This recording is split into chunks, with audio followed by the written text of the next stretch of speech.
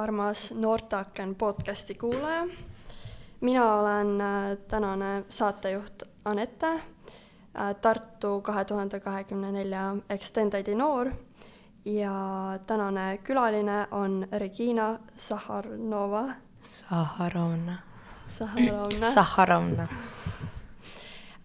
Ning täna me räägime sotsiaalmeediast ning sotsiaalmeedias ellujäämisest. Et sa võid ennast tutvustada, kes sa oled, millega sa tegeled? Tere, mina olen Regina Saharovna ja praegusel juhul olen ma selline kiire eluviisiga ja tegutsev noor. Tegelen ka sotsiaalmeediaga natukene ja kunstialal olen aktiivne. Aga mis on sinu salajane supervõime? Minu salajane supervõime võiks öelda seda, et selline lause nagu go with the flow ehk siis mine vooluga kaasa. Et kui sul on valik, kas sa lased nendel jõekivide ennast peksta või sa lihtsalt liugled nende kivide vahelt rahulikult ja lihtsalt kulged, siis minu supervõime oleks see teine variant. Okei. Aga ennevalt sa mainisid, et sa tegeled ka kunstiga. Kas see on su hobi? Ja siit ka küsimus, et kuidas oma hobi äriks teha, et kas sa oled selle äriks pööranud? Jaa, kunsti kui hobina äriks pöörata on tegelikult väga raske, sest et kunst on nii-öelda rahvale ja nii palju kui inimesi on ka erinevaid selliseid meelis vaatamiseks mõeldud asju, aga mina olen mingil määral kunsti teinud tegelikult äriks selles mõttes, et sotsiaalmeedias ma proovin oma maale, olen mõned maalid saanud ka seal maha müüa ja olen teinud ka erinevaid selliseid käsitöö asju, mida ma olen sotsiaalmeedia kaudu müünud. Ja praegusel juhul tegelikult minu üks igapäevatöödest on ka tarokaartide joonistamine. Ehk siis on võimalik teha oma hobist äri, aga see ei ole tegelikult nii sissetoov, kui rääkida nüüd kunstialal. Et kindlasti peab olema mingisugune tagavaraplaan, et see ei ole sa ei saa 100% jääma loota selle peale, et sa teenid kunstiga nii palju, kui sa teeniksid igapäevase 9-5 tööga. Aga mis siis sinu tagavara plaan on? No praegusel juhul ma töötan baaridamina. See on siis selline nädalavahetuse töö. Samal ajal mul on käsil ka tulev merchi projekt, ehk siis koostöös Pipsuga, kes on siin samas Tartust, võib-olla on keegi kuulnud. Temaga tuleb merch, siis samamoodi tuleb üks projekt YouTube'i seriaal. Miski pole igavene, seal samamoodi, et see on nagu töö, see on tasustatud. Et võiks öelda, et nagu hunt kriimsilm 9 ametiga, et mitmel rindel rabab senikaua, kuni jõuab. Nii et projekte on siis tulemas ja kui kunsti pool peaks ära vajuma, et siis on mingi muid teemasid, millega tegeleda. No tegelikult üks tagavaraplaan on veel, et samal ajal, kui ma nende kõige muuga tegelen ja ringi siis hustlin, siis ma õpin ka tegelikult tarkvara testimist, et tuleb neid ameteid juurde ka, et ühelt teisele ja samal ajal kogu aeg midagi tuleb teha. Okei. Nii. Aga ma arvan, et paljud on kuulnud sinust TikTokis ja Instagramis, et seal sa tegutsed üpris igapäevaselt. Ja kuidas üldse jääda sotsiaalmeedias ellu, et kindlasti on väga palju heitereid? No heiterite puhul võiksin niimoodi öelda, et Instagramis ei ole väga palju heitereid. Instagramis on praegu rasked ajad, et seal üldse ellu jääda, et postitada ja kommentaare saada. see on natukene niisugune nagu surev koht praegu, nii nagu Facebook ka mingi moment välja suri, Instagram on praegu samal teel, aga TikTokis, kus ma olen natuke rohkem aktiivne, heiterite kohta võiks niimoodi öelda, et kui keegi kommenteerib, ära loe kommentaare. See on nagu esimene asi, et ära loe kommentaare süvitsi. Sest et alguses, kui ma ikka lugesin, no ma ikka mõnikord, kui mul oli paha päev ja ma sattusin ikka päris halbadele kommentaaridele, siis ma ikka nagu vajusin kokku ja tõesti nutsin, aga see oli alguses. Siis ma lõpetasin selle lugemise ära ja teine asi, kui sa teed laivi, kus inimesed saavad siis sinuga otse reageerida, sinuga suhelda, lihtsalt ole loominguline. Kui keegi ütleb sulle midagi pahasti, üks asi on see, et küsid, kas kellelgi on halb päev olnud, et see on koht, kus sa võid välja elada. Ja teine asi selle loomingulise suhtumise puhul on see, et pööra see naljaks, ära anna seda reaktsiooni talle, et ta ütledki, et kuidagi lased umbes nagu hane selga vee selle ja mõningi hetk on niimoodi, et see interneti troll tuleb mulle halvasti ütlema ja ma võtan seda nii kuidagi kergelt ja naljaga, et ta arvamus minu suhtes muutub ja ta ei ütlegi rohkem halvasti. Et sellest ei taha absoluutselt välja teha. Muidugi see on mega raske, aga lihtsalt sul jää muud üle. Kas sa oled ka oma videodes siis pööranud naljaks mingid heiterite kommentaarid? Jaa, näiteks kui ma 9. klassis käisin, siis mul ei olnud mitte ainult sotsiaalmeedia heiterid, mul oli kooli heiterid. Üks tüdruklassi sellise väga-väga raske kuulujutu laiali kooli peal, et miks mul matemaatikas nii head hinded on. Et saad õpetajaga läbi, aga ta tegi enda arust nalja, lasi kooli peale kuulutu, et mina kui 9. klassi õpetaja, siis ühesõnaga meil on mingisugune teine teema selle õpetajaga. Ja ta lasi selle jutu kooli peal laiali.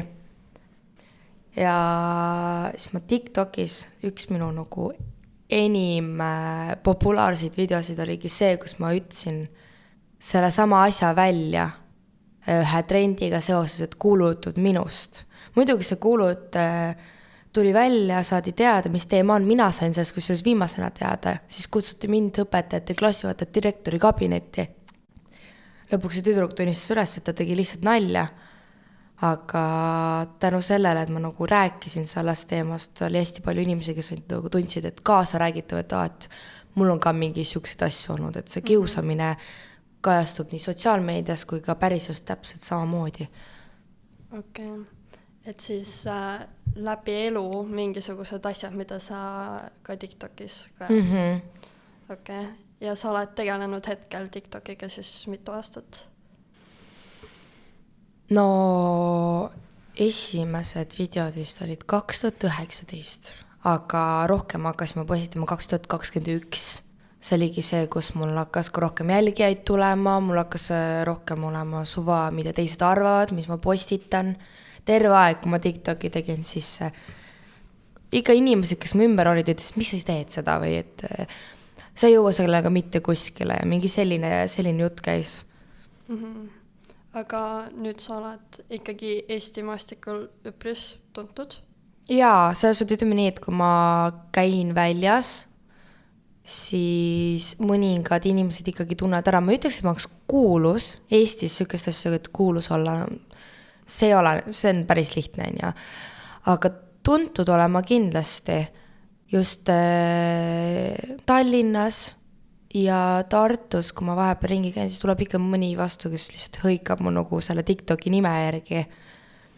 Ja kui ma vahepeal väljas käin sõpradega, siis samamoodi, et just sellised aktiivsemad inimesed, kes käivad väljas ja no üldse need söögikohad, baarid, klubid, siis seal inimesed tunnevad ära ja tulevad rääkima. Aga läbi selle sa oled saanud ka mingisuguseid koostöid siis läbi TikToki ja Instagrami samuti? Jaa, Instagramiga, ma ei keskendu nii palju tegelikult enda koostööde peale. Ma pigem kasutan Instagrami, TikToki võib-olla isegi nagu kontaktide leidmiseks, et elus nagu jõuda, samamoodi nagu need tarokaardid on ju, selle ma sain ka läbi sotsiaalmeedia tutvuse, enne kui ma üldse selle inimesega kokku sain. Aga ma teen küll koostöösid, ma olen need suuremad koostööd, mis ma olen nagu teinud, nagu rohkem siis tasustatud on Unibetiga, kui oli siis jalgpalli MM. Ja TikTokis on ka mul paar koostööd, aga ma ei tee seda otseselt nagu raha nimel, et mul praegu püsikoostööna on mul kosmosevalgusega ja siis komipoisid.ee, et nemad mulle vahepeal saadavad siin staffi ja selliseid sooduskoode. Okei. Aga tarokaartidest, et kas sa ise ka siis plaanid nendega tegeleda või juba tegeled või ainult joonistad nendele peale? Ma oskan kaarte panna, tarokaarte, aga ma otseselt ei tegele sellega aktiivselt, et kellelegi teisele panna, et ma praegu lihtsalt mingi iseendale või tuttavatele, aga need kaardid, mis ma tegelikult teen, need nõuavad natuke sellist teistsugust arusaamist nii elust kui inimestest, sellepärast, et need kaardid on joonistatud kirjelduse järgi. Et kui seal on sümbolid tähtsad, mis on hästi sellised rõhutatud, et aeg ja koht, mingid tasakaalu märkimised, siis see tuleb ka sellele kaardile ära väljendada, et mingil moel tasakaalu, kas siis käed on niimoodi kõrvuti, mis on nagu tasakaalus. Ja üks hästi huvitav lahendus oli see, et kus oligi samamoodi, et aeg ja koht olid hästi olulised sümboolika poolest, siis ma võtsin kasutusele füüsikalised need joonised, mis me koolis kunagi õppisime. Ehk siis ajale liikumist sümboliseeriv ja kohale siis millegi pärast mulle jäi silma nagu see aatomi skeem, sest et see kõik, mis me ümber ju koosneb aatomitest, et miks mitte niimoodi seda kohta siis symboliseerida. Ja sinu joonistatud kaarte on mingi hetk võimalik osta ka? Ja, kindlasti. Neid saab osta läbi sellise Instagrami konto nagu Senses by Demi või siis ja peaks olema Senses by Demi Instagramis või võib ka mulle otse kirjutada @regrio ja ma võin suunata, et nendega läheb kuskil veel 6 aega, et kaardid on peaaegu valmis, aga nad lähevad veel trükki ka ja siis hakkab see turundamise teema rohkem pihta, et kindlasti saab neid osta ka. Aga tahate jõuda ka poekettidesse? Praegusel juhul see ei ole nagu minu otsustada otseselt. Okay. Et nii palju, kui me oleme rääkinud, siis mingi osa kindlasti tahab ta panna poekettidesse, aga see ei ole tema eesmärk, kuna ta tegeleb inimestega. No sükene ravitselaadi ja kas sul on mingid lapsepõlvetraumad või on kellegi vaja rääkida, sellised teraapia asjad, selline hingeline ravimine, et tema enda käest ka saab osta neid samu kaarte, et need on nagu minu siis ja tema nagu ühine laps nii-öelda on need kaardid, et tema annab mulle selle kirjelduse, selle energia ja mina siis tõlgendan selle nagu visuaalsesse vormi, et see jõuaks nagu inimeseni teistmoodi. Okei, väga põnev. Aga nüüd, kui mingisugused projektid tulevad peale, mõned projektid lõppevad, et kas sul on mingisugune eesmärk või kas sa tegutsed mingi kindla aja sotsiaalmeedias või sa plaanid mingi nagu sellega ära lõpetada ja siis mitte nagu enam nii väga pildis olla? Kindlasti ma ei kavatse ära lõpetada seda nii pea, et praegusel juhul, mis mul need paar projekti on, need tulevad sellised veits rohkem avaliku elutegelase vormis ja nendel tulevad ka kindlasti nagu movie premiere sellele YouTube'i seriaalile, siis ma usun, et sealt võib tulla sükene positiivne tagasiside, mida saab samamoodi ära kasutada, kas siis kunstile või mingi loomingule, inspireerivale sõnumile, et jagada inimestega sellist nagu positiivset energiat, et ei ole nagu mõtet, minu eesmärk ei ole nagu sotsiaalmeediaga seda nagu nii-öelda kuulsust või tuntust ära kasutada, teenida. Mulle vahepeal meeldib lihtsalt oma story'dis jagada selliseid motiveerivaid lauseid või ütlusi, et see raha teenimine sotsiaalmeediaga ei ole mu eesmärk. Muidugi, kui mul tehakse pakkumine, siis ega see halba ei tee, on ju. Okei, ma olen ka vahepeal näinud neid motiveerivaid laused ja need on päris toredad, kui vaadata nagu mingisuguseid teisi storiesi ja siis vahepeal tuleb midagi sükest mõnusat vahele. Aga kas see on siis ka näiteks sinu eripära või kuidas sa erined teistest TikTokeritest või inimestest, kes siis tegutsevad Instagramis? No mul on see, et praegusel juhul minu Instagram ja TikTok on täiesti 2 erinevat personat. Et Instagramis kindlasti ma ei postita selliseid piltiilusaid stories'id või siis sinna üldfeedi. Et ma üritan postitada võimalikult mina, jagada võimalikult palju siis sellist päris inimest. Samamoodi need motiveerivad story'd on ka just selles, et ma jagan oma mõtteid. Ma ei jaga nagu nii isiklikult asju seal, et keegi saaks mulle otseselt liiga teha, aga ma jagan selliseid mõtteid, mis ei ole nagu, kui sa võtad mingi motiveeriva äpi lahti, sa vaatad need, sa loed neid, need ei anna sulle mitte midagi, sest need ei ole nagu sellised inimlikud, need ei ole nagu tõetruud, elulised. Ma üritangi sellega, et kui ma olen seal, siis ma olen nagu mina, et sa saad kontakti päris inimesega. Sest väga palju mina vaatan nagu kõrvad neid, kes Instagramis teevad. Mul jääb nagu selline külm tunne või mul jääb nagu mega soe tunne ja kuna ma elan Tallinnas, siis ma kohtun väga palju nende inimestega. Et ma üritan olla päriselus samasugune, kui ma olen sotsiaalmeedias, isegi päriselus toredam. Minu kogemus on lihtsalt see, et väga palju, kes on sellised hästi armsad ja toredad sotsiaalmeedias, kohtan nendega päriselus, see tuleb selline kuidagi veider, külm tekst ja mitte midagi ütlev inimene. TikToki kohta võiks ma niimoodi öelda, et see minu rise to fame TikTokis oli see, et minu nagu siis käekirjalikud postitused olid sellised, kus ma võtsin mingi Eesti soundi, oletame mingi kättemaksukontori oma, on ju. Ja ma panin sellise asja, TikTokis on trend nagu POV, point of view. Tegin niimoodi, et see heli, mis su taga oli, see kannab alati mingit emotsiooni või mingit konteksti, on ju. Ma panin sellele siis oma konteksti ala. Et mis läks selle sama energia või emotsiooniga kokku. Et kui mingi jauramine oli, siis oli mingi, panin kas mingi kooliteemalise jauramise, päris elulise jauramise, et oli selline kaasa räägitav. Okei. See oli siis algusajal või ka nagu praegu? Praegu mul ütleks seda, et selline inspiratsiooni puudus on, et ma üritan jälle tagasi sinna lainele saada, et nüüd ma olen hakanud uuesti tegema neid oma nagu käekirjalikke postitusi. Aga vahepeal ma lihtsalt postitasin ainult sellepärast, et sotsiaalmeedia nagu elus püsiks. Okei. Kas see oli siis nagu koroona ajal või nagu üleüldse mingid periooditi kaob see nagu mingisugune mõte või inspiratsioon ära? No ma ütleks niimoodi, et minul ei olnud väga vahet, kas on koroona või mitte. Nagu just selle inspiratsiooni asjaga, et kogu aeg on midagi, mida teha.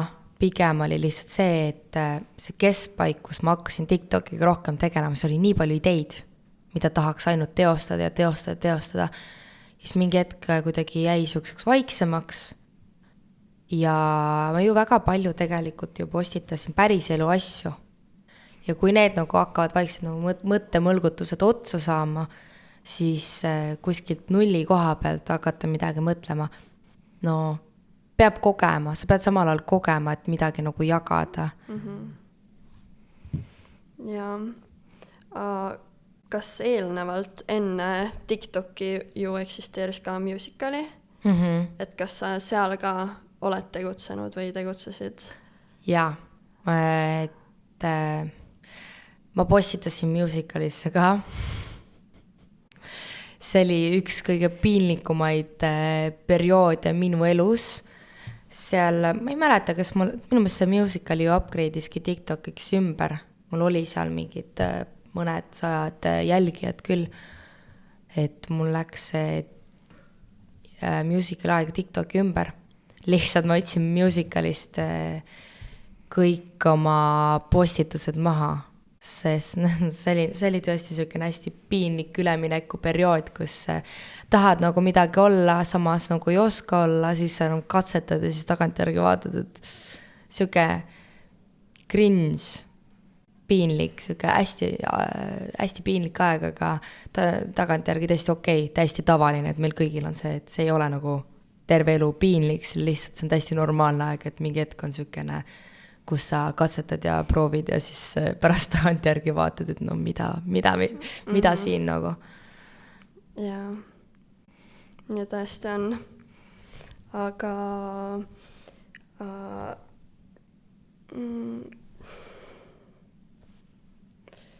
kas hetkeseisuga sa teed ka mingitele firmadele sotsiaalmeediat või kas sa oled õppinud sotsiaalmeediat või käinud kuskil koolitustel, et kuidas mingisuguseid filtreid kasutada või nagu mida iganes? Mina otseselt õppinud ei ole. Jah, ma olen teinud sotsiaalmeediat ka Grindile, kes siis teab Beach Grindi TikTokis, Grind ja BS agentuur siis. Ma olen neile teinud, prooviajaga tegin ja tegin ka nende alt ühe loosi. Otseselt ma firmadele ei ole postitanud, ma olen teinud tegelikult klubidele, ma olen teinud Club Hollywoodile, ma olen teinud Club Studiole postitusi, ehk siis sisuloomet, ma ei ole otseselt haldamisega tegelenud. Ja ma olen teinud enda konto alt siis erinevatele mingite DJ-dele, artistidele, nende siis, kui tuleb mingi uus mixtape välja või mingi uus laul neil välja, ma olen nendele teinud sihukest, see samamoodi kontekst minu enda oma ja siis see heli või emotsioon, mida see kannab, et sellist oma originaalset postitust olen teinud. Aga mulle nagu ei paku väga palju huvi see, et ma haldaksin mingit kontot, kuna mul on nii palju asju tegelikult kogu aeg käsil, siis mul on isegi hea meel, et ma ei ole seda kohustuse endale praegu võtnud. Okei. Aga millega sa siis üldse vabal ajal tegeled või kas sul on siis üldse vaba aega? Mul on vaba aega, sellist nagu päris vaba aega, aga enamus ajast, mis ma tegelen, ongi, et ma olen tööl, siis ma tegelen oma nende kõrvalprojektidega praegu, ma käin autokoolis ikka veel, siis maalimisega ja õpin ka tegelikult samal ajal, aga see, kui mul on päris vaba aeg, siis no sinna alla ma isegi ei arvesta mingit väljas kõndimist või trenni tegemist, või kui mul on päriselt täiesti vaba aeg, siis ma magan. Ma lihtsalt magan ja naudin seda vedelemise aega, lihtsalt chillimist ja rahulikku olemist või lihtsalt mingite lähedaste sõpradega, lihtsalt ei peagi mitte midagi tegema, lihtsalt chillid ja mingi istute vaikuses ja vaatate telekat ja see on nagu see, mis mulle endale täiesti vabal ajal meeldib teha. Jah, aga trenni tegemisest, et seda sa siis ei loe vaba aja alla? Ma pigem ei loe, sest et minu elu käib graafiku järgi. Mul on selline asi nagu Google kalender, kuhu ma panen endale siis tavaliselt päev enne panen järgmiseks päevaks taskid, ehk siis tegemist tahtvad ülesanded, kohustused, mingid tähtpäevad ja siis on need teised taskid, mis on nagu pikaajalised. Nagu meelde tuletuseks ala, kui mul on koolis mingi tähtaeg, siis ma panen endale nädalaks ette teavituse, et siis ma ei pea nagu terve aeg mõtlema, siis ma tean nagu arvestan ära, et millal ma nüüd hakkan mõtlema selle peale. Ja et trenni ma ei loe vaba ajaks sellepärast, et ma teen seda periooditi. Just siis, kui mul on nagu rohkem aega, siis ma teen selle endale selliseks nagu, mitte otseselt nagu vaba aja sisustamiseks, aga võtangi kohustuseks. et ma laisaks ei läheks ja lihtsalt nagu kogu aeg ei saa ka lihtsalt lõsutada ja olla niisama. Aga mul on igapäevane treening nagunii pandud siis, et kui mul on päevast 30 minutit kuni tund, siis siuke väike kardio või kodune keharaskustega trenn on ikkagi nagu planeeritud sisse. Okei.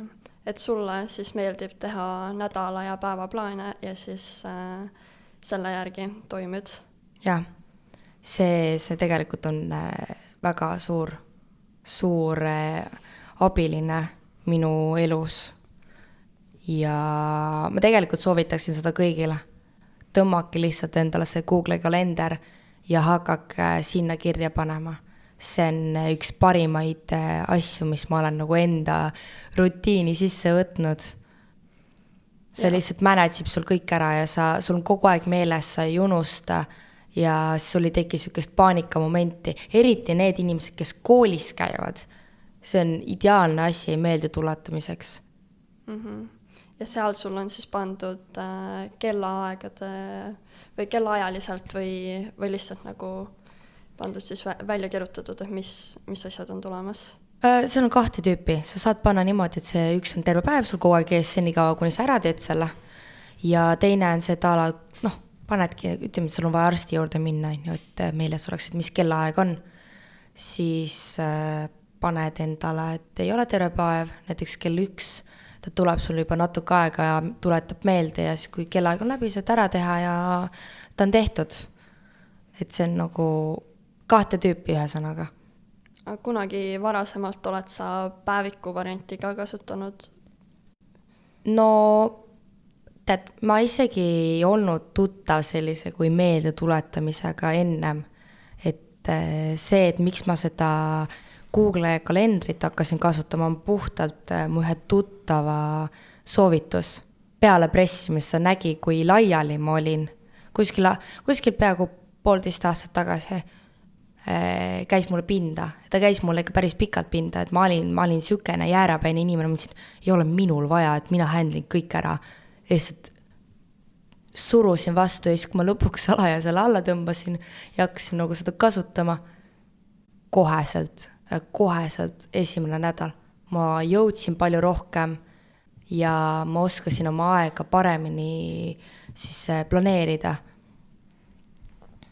Okei. Et siit siis siuke väike soovitus, et tõmmake alla Google kalender, mida siis kasutada, et oma asju meeles hoida. Ja kindlasti see on ka palju parem alternatiiv kui päevikut kasutada, et kui telefon on ju niikuinii kogu aeg kaasas. No telefon on sul põhimõtteliselt nagu küljeluu asemel tänapäeval ja jällegi ma ei tahaks öelda, et päevikutel midagi viga oleks aga jällegi säästlikum variant, siis telefon on sul juba olemas. Aga kindlasti kuhugi midagi kirja panna on ka alati hea variant. Jaa. Aga sellest kirja panemisest, et kas sa kirjutad ka oma päevasi lahti pärast, et kui pikk päev saab läbi, teguspäev, et siis sa nagu analüüsid seda või midagi selle taolist? Mul on midagi selle taolist. Ma kirjutan põhimõtteliselt sükest luulet, mis on ridade vahelt lugemine. Ehk siis, kui mul on mingisugune kas periood või raskem päev olnud, siis kui ma tunnen, et mul on vaja nagu midagi endast välja saada ja kusjuures seda lugedes ma tean täpselt, millest jutt käib. Nagu ma tean täpselt, mis etappi, kas siis minu päevast, minu nädalast, kuust, poolest aastast see kirjeldab. Et kindlasti see on nagu see minu lahti kirjutamise viis on läbi luule ja sükese nagu veidikene kodeeritud luule tüübil, kus sa pead hakkama mõtlema, mis päriselt seal sees on, et see ei ole sükene otsene luule, et lihtsalt riimid, seal on väga palju sükest sõnamängu. Ja neid materjale sa siis hoiad endale või jagad ka kuskil? Praegusel juhul ma hoian endale neid, aga selle suve lõpus on mul jälle plaanis üks projekt käsile võtta, et Tallinnas teha sihuke asi, kus 5 luuletust oleks siis ümber tõlgendatud suurteks maalideks, mis siis puudutaksid kuidagi kas siis inimesi või mingit ühiskondlikku probleemi ja sellega kaasa tuleks ka luulekogu avalikustamine. Et mul on veel mõned luuletused puudu enne, kui ma sellega hakkan tegema, pluss mul on nii palju projekte praegu käsil, et see ongi sihuke suve lõpu, suve keskmeel algust tahtav nagu projekt plaanis, et siis kuuleb ka nendest avalikkus. Et need on siis sinu poolt loodud maalid ja luuletused? Ja sa plaanid kuskile näitusele? Ja no valikuid on palju, et seal on need loomelinnak on ja siis on see fotografista, et kumbagi neist tahaks nagu proovida sellist väikest üritust teha või nagu näituse avamist. Okei, et saab siis jääda ootama ja vaatama, et mida põnevat sa pakud oma loomingus ja sotsiaalmeedias. Kas sul on veel mingisuguseid soovitusi kuulajatele või mingisuguseid mõtteid, mida sa tahad edasi anda? Soovitusi. Mul on võib-olla mõni soovitus. Ma olen tegelikult ju päris noor, ma just sain 20. Ja ainuke asi, mis ma mäletan, et kui 18 sain, siis ma arvasin, et ma olen kõige targem, kõige tublim ja ma tean kõigest kõige rohkem. Tegelikult ei ole niimoodi. Kõik see, mida rohkem sa koged, seda rohkem sa saad aru, et sa tead tegelikult nii vähe nagu oma mineviku minast siis. Ja see on täiesti okei. Et nooremana sa paned endale nii palju survet peale, et võiksid arvestada siis sina kui noor inimene või ükskõik kui vana sa tegelikult oled. See on täiesti okei, kui sa ei saa mingi asjaga kohe hakkama. Mina ütleks selle peale, et kõige olulisem asi sinu elus, minu elus on see, et toimuks liikumine. Sa ei jääks ühe koha peale tammuma, toimuks progress, ehk siis sa võtad endale mingi eesmärgi, sa saavutad selle, aga selle käigus ära unusta ära, et väiksed võidud on ka tegelikult võidud, et sa pead ise looma endale selliseid väikseid võite ala. Et siit siis väike mõttetera ja soovitus Regina poolt. Tähistage väikseid võite ja liikuge edasi ja seage endale eesmärke. Just. Aitäh sulle ja minge followge Reginat Instagramis. @regriu. Siis ka Noorteakna podcasti ja Tartu 2020 Extendedi kontot. Kuuleme ja näeme varsti jälle. Tšau!